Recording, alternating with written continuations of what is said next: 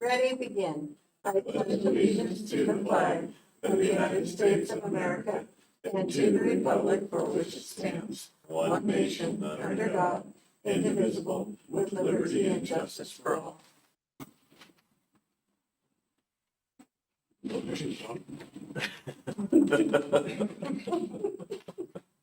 Good morning. Welcome to the Board of Commissioner meeting. Today is September 3rd, 2025.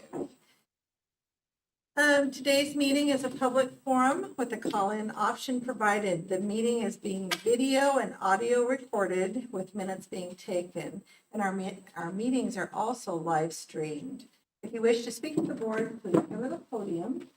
Give your name and address for the record, and please keep your comments under 3 minutes. Please share if you are speaking on behalf of others.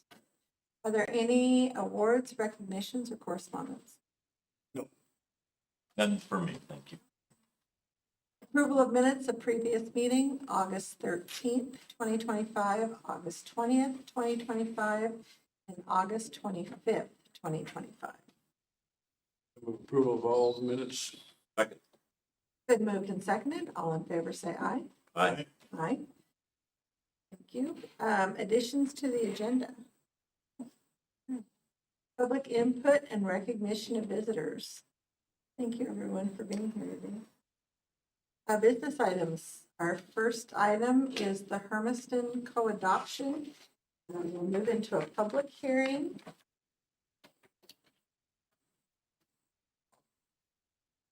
Ladies and gentlemen, today is Wednesday, September 3rd, 2025. Ladies and gentlemen, I call this land use hearing before the Umatilla County Board of Commissioners to order. My name is Cindy Timmons. I am the chair of the Umatilla County Board of Commissioners. Our role today is to conduct a public hearing concerning a request to co-adopt ordinance 2360 from the city of Hermiston to amend the comprehensive plan map from urbanizable to urban status for the subject property. I will begin the hearing by asking staff to summarize the application. We'll then ask the applicant to testify, followed by those in favor of the application. Then, any persons in opposition or who have questions or concerns will also have a chance to speak. If there is opposition or questions, staff may respond to them. The commissioners may also ask the staff and witness questions throughout the hearing until the record closes.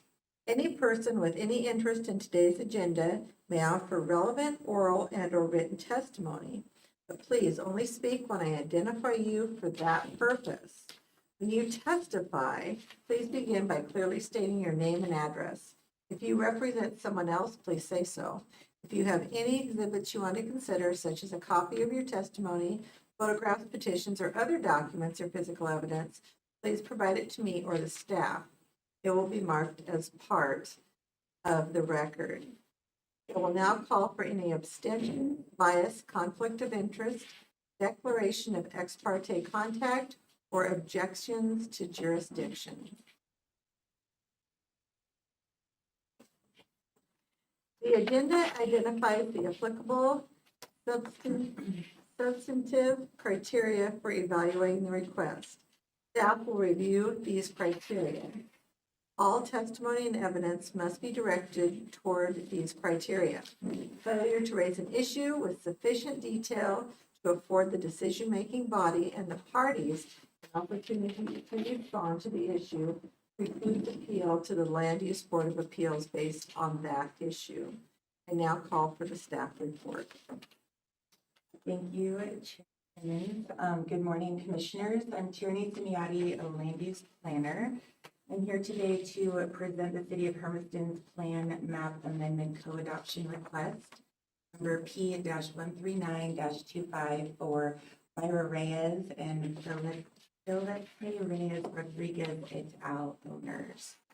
On August 12th in 2024, the Hermiston City Council adopted their ordinance 2360, amending their comprehensive plan map from urbanizable to urban for approximately 2.01 acres, located on the north side of East Tamarack Avenue, southwest at the intersection of Southeast 11th Street and East Newport Avenue. The City Council also adopted Ordinance 2361 annexing said property effective upon co-adoption of Ordinance 2360. The City of Hermiston's Joint Management Agreement, Section E10, requires comprehensive plan map amendments applicable to the urban growth area to be processed by the city. The JMA requires amendments to be adopted by ordinance, first by the city, then by the county for adoption review. The Hermiston City Council held a public hearing on August 12, 2024, and approved the plan map amendment and subsequently adopted ordinances 2360 and 2361. The Umatilla County Planning Commission held the county's first evidentiary hearing for co-adoption on August 21st, 2025 at the Justice Center Media Room, Pioneer Place, Pendleton, Oregon. The Planning Commission recommended approval to the Board of Commissioners for the Comprehensive Plan Map Amendment co-adoption with a vote of 6-0. Today, the Umatilla County Board of Commissioners' decision is final unless appealed to the Land Use Board of Appeals. Following co-adoption of the City of Hermiston ordinances, the subject properties will, just this one subject property will be annexed into the city. That concludes my staff report. If you have any questions. Thank you. Great recap. Tamarack and Newport, what's the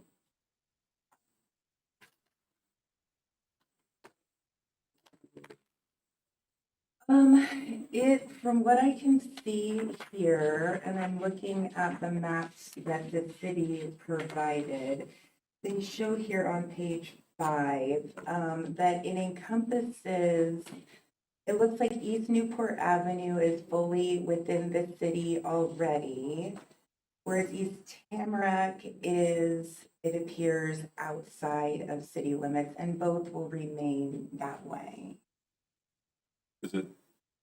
Did we get a road improvement? Not as part of this request because we weren't changing what already exists with Okay. the roads. Because on page 17, it talks about improvements for Tamarack and 11th Street. It doesn't talk about Newport, because Newport's in the city, I assume. Correct. Okay. We have street improvements to local residential standards at the time of development. So a lot of those standards for improvements come into play at the time of development. Tamarack will stay in county then? Correct, according to the map that we have here and the way it has been up until now, it'll continue to be. So that red dotted line there, you can see on their map on page 5. It's 10th is split between both of us, and then it comes back around. It does encompass all of East Newport, but once we get to Tamarack and East Juniper and Pine, all of those are counted.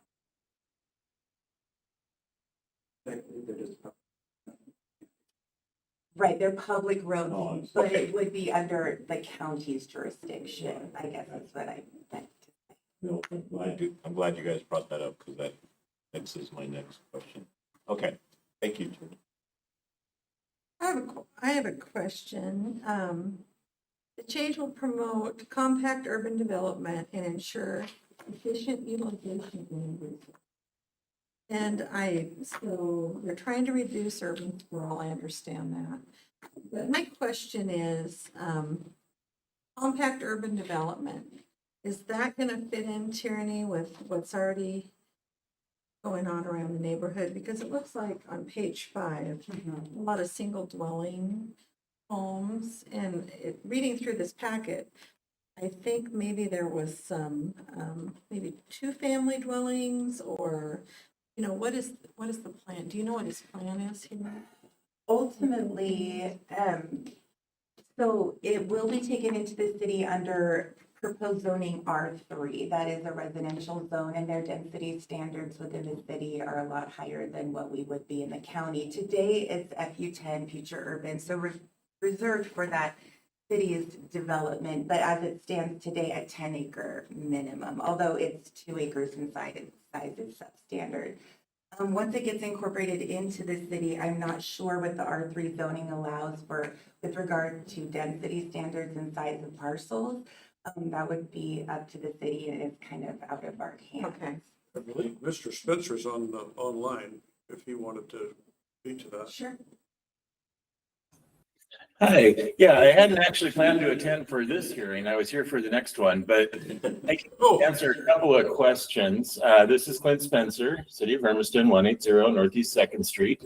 And when we're looking at compact urban development, this does promote compact urban development regardless of what actual density it develops at, because the concept when we're talking about compact urban development would be basically taking property and taking your existing city and then leapfrogging over vacant area and starting, a new subdivision or something where you would have to drive through large areas of undeveloped rural area.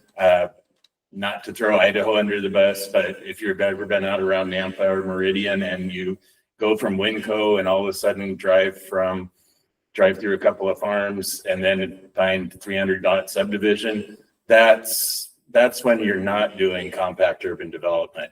Here we're doing a new small residential area directly adjacent to the city limits and directly adjacent to services. So it is meeting that compact urban development goal.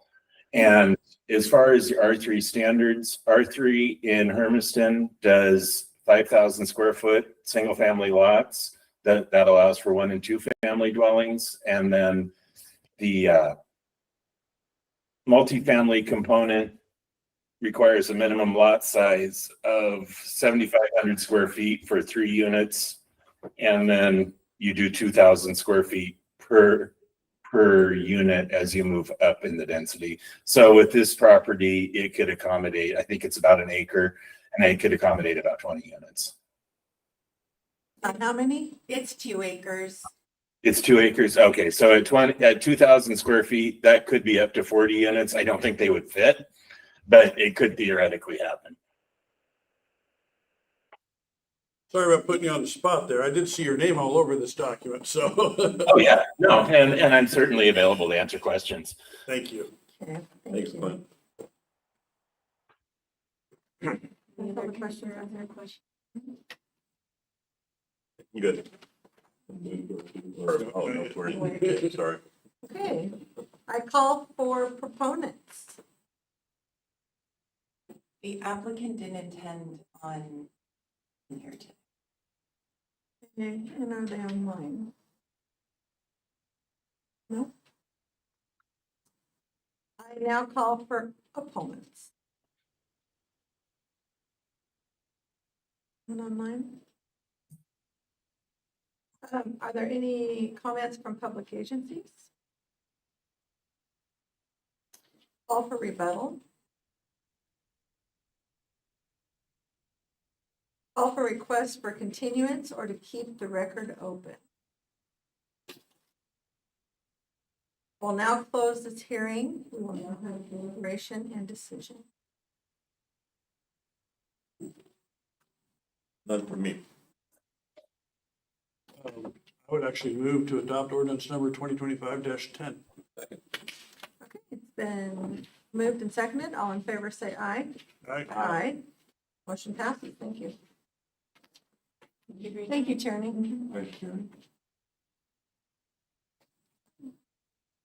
Fee waiver request.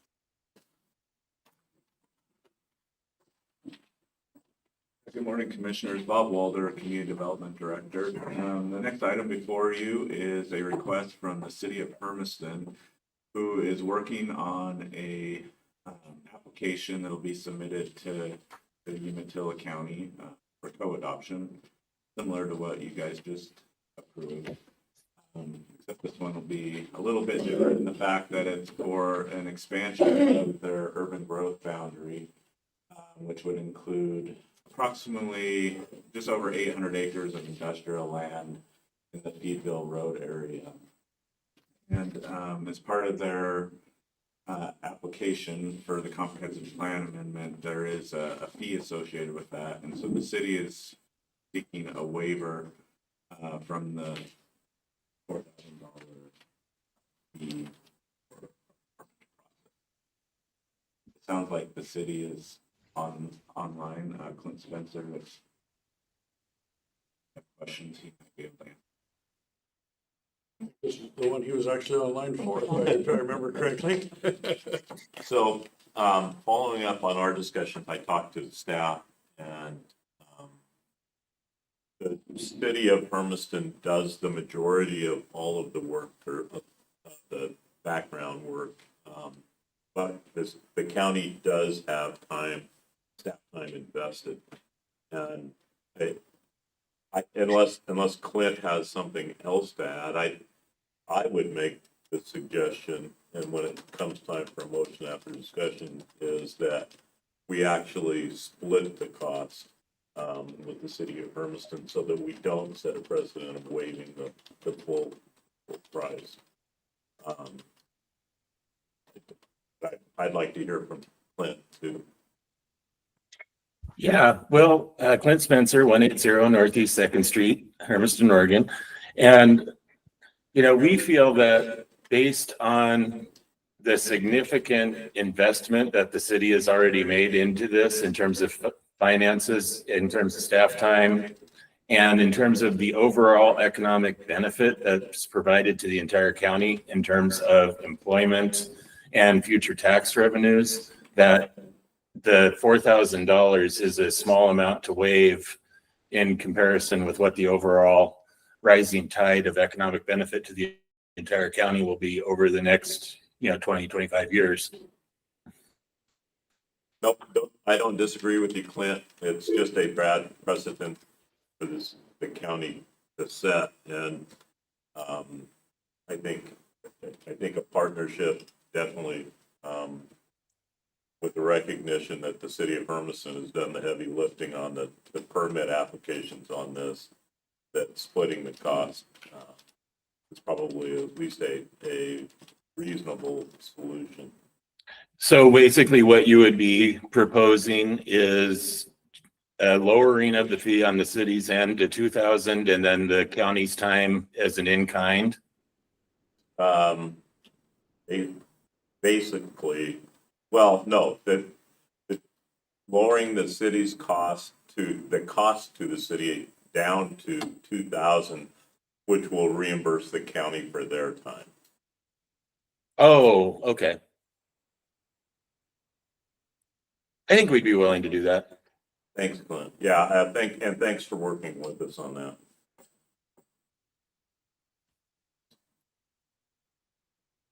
Want me to make a motion? I'm ready for you to make a motion. So, and did you have something else? At this time, I'd make a motion that the Umatilla County waives 2,000 of the $4,000 application fee for the city of Hermiston on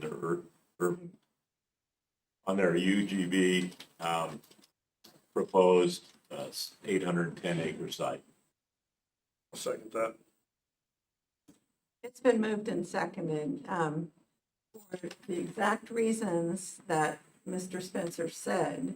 I'm going to vote against this. So anyway, I just wanted to make that Do comment. you think it should be a full? I think it should be a full, I do.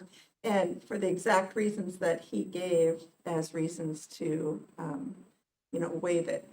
So, and I realize that, you decided to half it, but 800 acres, and you're right, it's a wonderful opportunity for the city of Hermiston. And $4,000, I think lots of time and effort goes in with the county. And like you said, we don't want to start a precedence. So I certainly appreciate Mr. Spencer being on here today. But for the exact reasons he said, I'm going to vote against it. So do you think it should be and my question is, do you think it should be a full discount? You're saying we should? No, we should not. I don't think we should discount it at all. Oh, Commissioner okay. Doran. And the Oh, reason- Oh, Okay, I okay. misunderstood I what would you're saying. misunderstood what you said. No, not at all. I mean, Okay. we set these fees for a reason. I mean, it's just not a ballpark, oh, I think today I'm going to charge this. I mean, you know, we're very, very careful about the fees that we set with the county and the reasons why. And I certainly appreciate Mr. Spencer coming on and giving his reasons, but for his exact reasons is why Oh, I say we okay. should charge the I full amount. was, So I that's where was, we're at. okay. Okay. Gotcha. All right, it's been moved and seconded. All in favor, say aye. I, Opposed? Aye. Nay. So, but Aye, motion. nay. Aye, nay. Motion passes. Thank you, Cindy. I did, I was trying to, I wasn't clear on what. Funny. No, I thought they were I saying. wasn't clear on. Yeah. Thank you, everyone. Thank you, Thank Glenn. you. RV park grant. So I have the next one here as well. And so we are working with, the Community Development Department is working with the city of Hermiston's consultant, Dakota Associates, on a grant application to Oregon State Parks for an RV park facility near EOTech. And, as part of that, in order to be able to submit the application, we need a authorization from the commissioners to submit that. And so legal counsel has prepared an order that's attached to this. I move for approval. I'll second it. Been moved and seconded. All in favor, say aye. Aye. Aye. Motion carries. Thank you. Thank you. Property Value Appeals Board. I'll make that motion too. I would move for the approval of the reappointments of the, oh, go ahead. I was gonna let Steve talk. Okay. No, go ahead. This is my first rodeo doing I'm that. back. These two are in a hurry. I mean, I was getting ready to second the I was last not motion in a and the chair beat me to it. I'll speak fast. Good morning, Commissioners. Steve Crane, representing Admin Services. I'm also the supervisor of the Property Value Appeals Board. And before you is the reappointment of 3 civic-minded individuals who have agreed to sit on the Property Value Appeal Board again for the 2025 season. And I am very grateful that all 3 of them said yes to being asked back. You have the names? All three? Christine Wallace, Military Lawyer, Margaret Reed Adams, and Commissioner Cindy Timmons. I'll move for approval. I'll second. Because why? No. Because it's a professional board. That's right. More than, yes. Okay, it's been moved and seconded. All in favor, say aye. Aye. Aye. Motion carries. Thank you. Commissioners, thanks. Mattress collection event.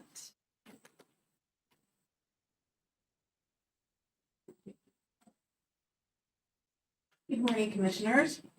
My name is Gina Miller, and I am here as the staff liaison for the county to the Solid Waste Advisory Committee. The Solid Waste Advisory Committee deals with the county's waste franchises, franchise renewals, and other topics regarding recycling. One of our most important functions is working with the Oregon Department of Environmental Quality on projects to ensure compliance with state legislation on issues relating to waste management and recycling. In 2022, the state passed legislation that established a statewide program providing for the environmentally sound recycling of mattresses. This Senate Bill 1576 is known as the Mattress Stewardship Act.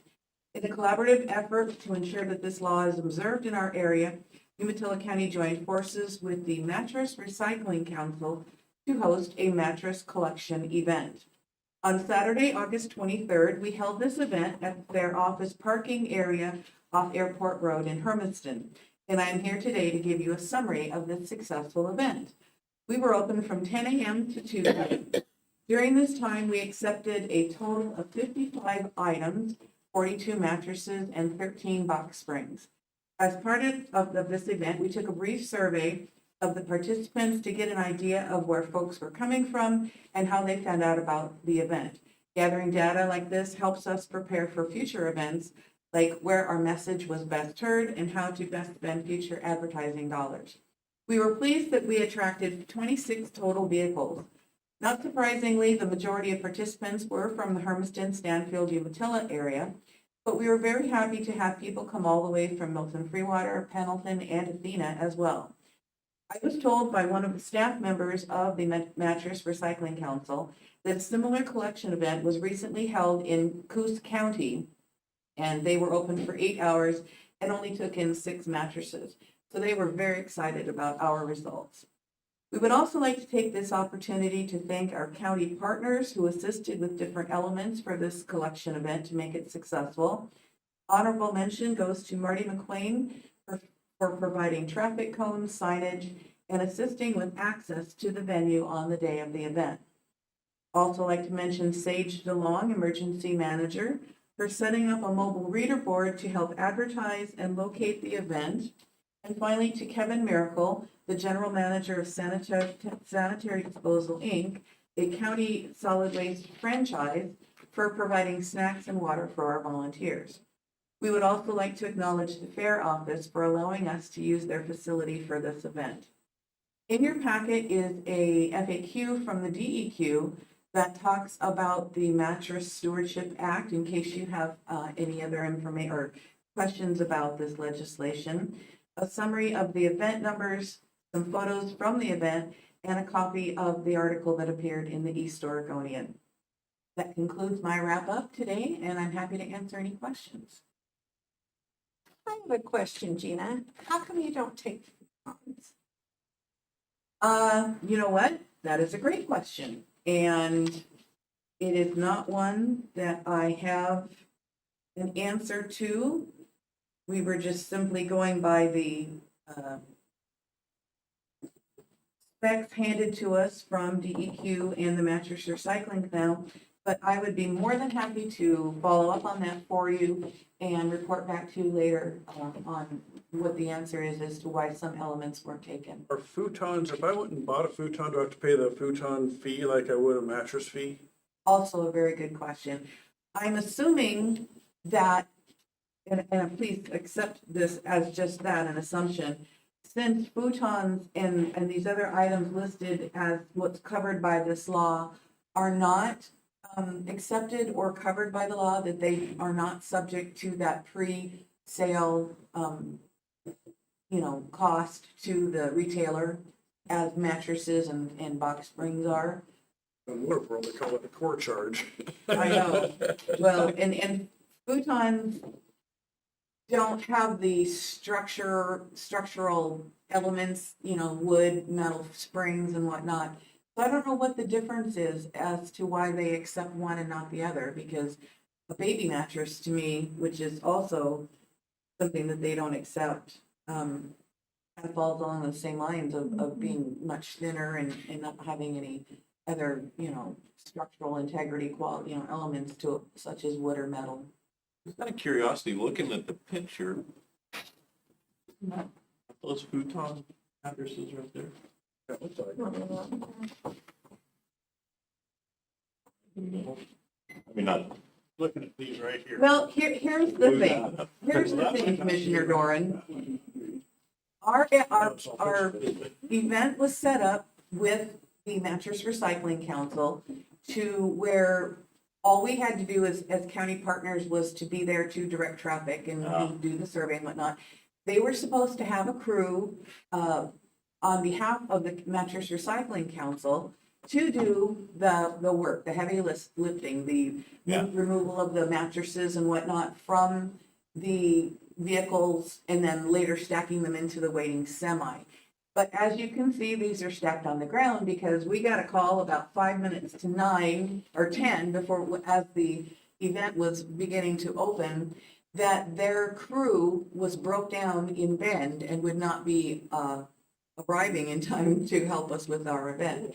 And so they told us to stack everything on the ground and that they would be there roughly about the time we were getting ready to close to load the semi, and that they would do that work. So the person that you see stacking the mattresses there, thank God, my son, Michael, came with me that day to keep me company. and was pressed into work. And he literally unloaded every single item that was brought into us that day. Last time he's going with you. Well, let's just say Mom cooked him a nice dinner that night. Okay, thank you. So, and as far as if we did take something that we shouldn't have, they have not said anything to us. I'm sure that if we did accept an item that they would, if they had been there, would not have accepted, on site, that it was properly disposed of later and not brought up to us since we ended up having to kind of do their functions. Well, I know that at least in my case, and hopefully for the commissioners, we'd like to thank you and your son, Thank you. and all of the support, and the fair office for Yes. what looks to be just an extremely successful event. So thank you, Jean. And yes, I agree with you. We couldn't have done it without Marty and Sage and the sanitary disposal folks and yes, my son too as well. Thank you. You put in a pretty good day's work right there. so. Yeah, he got some good suntan color that day as well. Thank you, Commissioners. Thank you. Oh. Thank you. Public health payable. No, I'm not. Not at all. Good morning, Commissioners. Joe Pumara, Yuko Health Director. What we've got today is our annual invoice for our FLOW, the Coalition of Local Health Officials. The invoice is due. We pay this invoice out of, based on our cost allocation across all of our programs, and so that does include some programs that are general funded.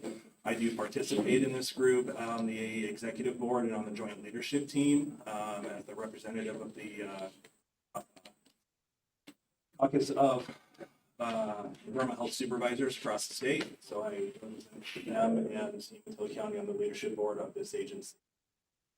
Due to the amounts, I'm here before the board asking for approval for the $10,203.10.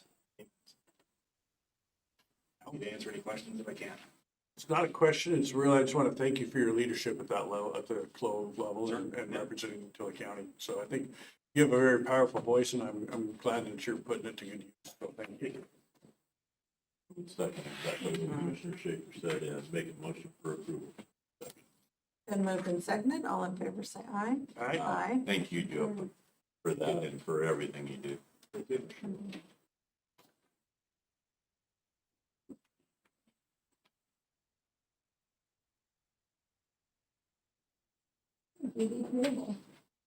What's before the board are two payables from the community ED program.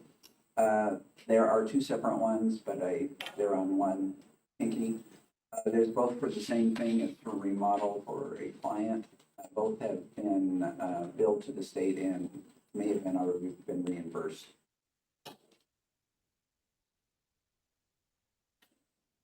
I move approval. Second. Been moved and seconded. All in favor, say aye. Aye. Aye. Motion carried. Board payable. That it will be. The next one is for the board. This is for the Eastern Oregon Counties Association dues in the amount of $10,000. It has been budgeted and before the board for approval due to the amount. I move approval. Second. It's been moved and seconded. All in favor, say aye. Aye. Aye. Motion carried. Contract ratification.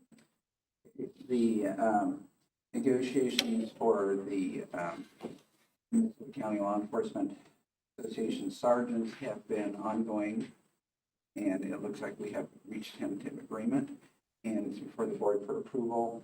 A lot of time was spent on some of the wording in the contract. The financial aspects, the cost of living adjustments for the 2 years that it is in effect is the same as the other employees in the association, at 4% for 2 years.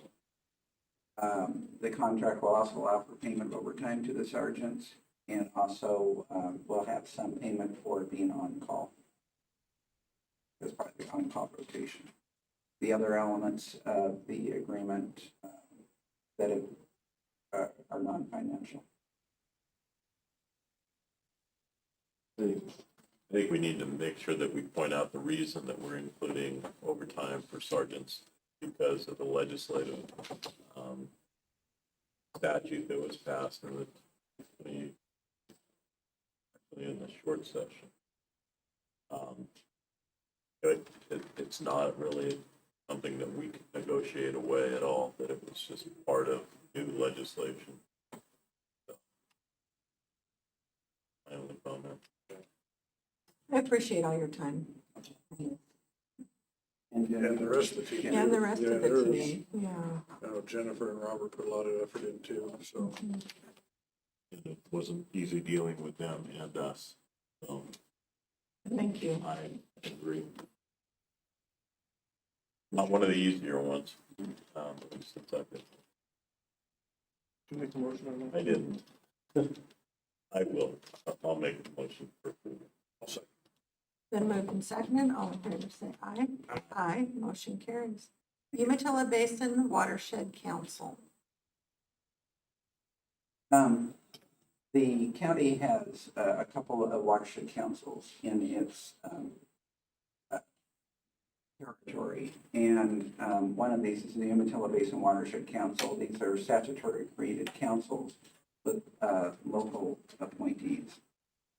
It has been active for many years, but it's gotten to the point where the board members are no longer active, no longer want to serve, and cannot find any replacement.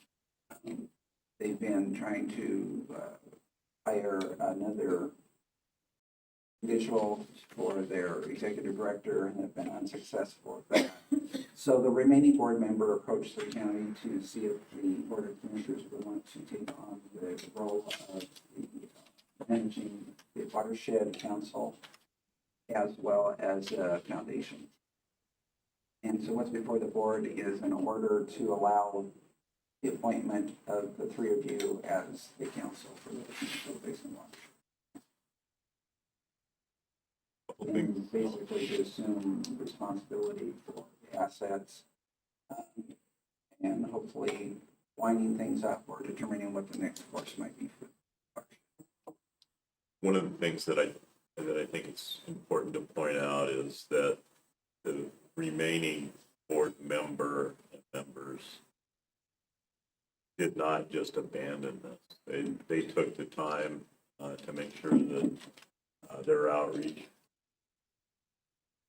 was adequate and really over and above, including hiring the Walla Walla Basin Watershed Council to act as a contractor to get us to this stage. It has money in its account and actually has receivables still remaining, which is kind of unusual for people that have something not only viable, but it is. So I do want to pass on my appreciation, especially to Ken, and the rest of the Watershed Council to get to where we are today. I know it's been a tough haul for them. They're looking forward to this moment, to be honest with you. So at that time, I would move to adopt BC ordinance, order number BCC 2025-039. Second. It's been moved and seconded. I do have a comment. I think this is an important council, very important. If it equates at all to what Walla Walla Basin was. Because they, sitting through their presentations of the projects that they have going on, I can't believe that Umatilla Basin Watershed Council doesn't have those same needs. They've actually had a lot of the same programs. I think it's been mentioned that they removed a dam. They've done a lot of stream bank restoration. They've done a lot of work. Is that work that's going to have to continue? Not right now, because there's nobody to manage it.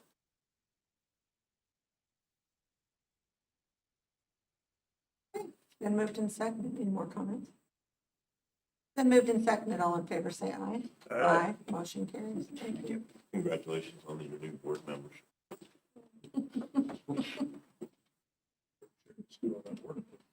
Okay. She is the new council chair.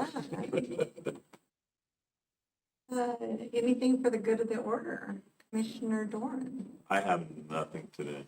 Thank you. I just want to point out that the transportation package still isn't getting a vote today. It's not going to be until September 17th, and if you're following along, September 15th was the day the layoff notices are supposed to take effect, so the governor has now pushed that back till October 15th. So it's interesting times in Salem for sure. So just want to point that out. Why didn't the vote happen today? Because one of the senators is out medically. One of the ayes.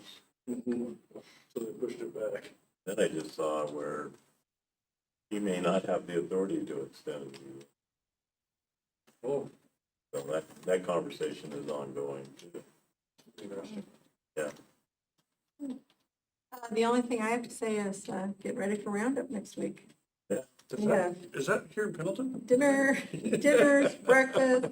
Oh my gosh, we have our first event tomorrow night. So anyway, thank you, everyone. Meeting adjourned.